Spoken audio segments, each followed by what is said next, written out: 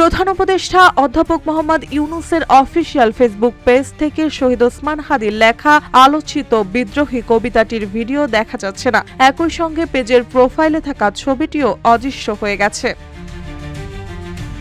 হঠাৎ সরকার প্রধানের ফেসবুক পেজের এই বিষয়টি নিয়ে সামাজিক যোগাযোগ মাধ্যমে শুরু হয়েছে আলোচনা ও প্রশ্ন।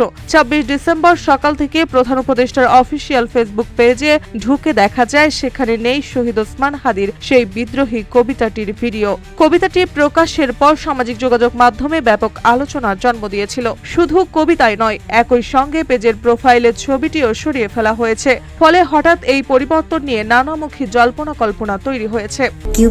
এর গল্পে সেই রেখাটি আঁকা হয়েছিল আজ থেকে ১ যুগ আগে। নকশাই আমাদের ভাষা। Cube holdings limited. কেন এমন ঘটনা ঘটেছে সেই বিষয়ে প্রধান উপদেষ্টার দপ্তরও সঠিকভাবে কিছু বলতে পারছেন না। তবে সংশ্লিষ্টরা বলছেন ফেসবুকের কোনো সমস্যার কারণে এমনটা হয়ে থাকতে পারে।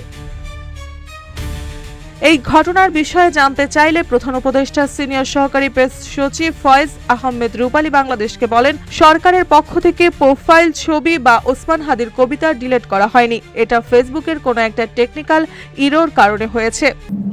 সরিয়ে ফেলা হয় না, এখানে কোনো একটা টেকনিক্যাল ইরর হয়েছে, সেটা আমরা ফেসবুকের সঙ্গে যোগাযোগ করতেছি। এটা সমস্যাটা কি হয়েছে, কোনো একটা কমিউনিটি গাইডলাইন বা কিছু একটা কিনা আমরা চেষ্টা করতেছি। এটা নিয়ে দুদিন ধরে চেষ্টা চলতেছে, কোথায় সমস্যাটা হয়েছে বোঝার চেষ্টা হচ্ছে।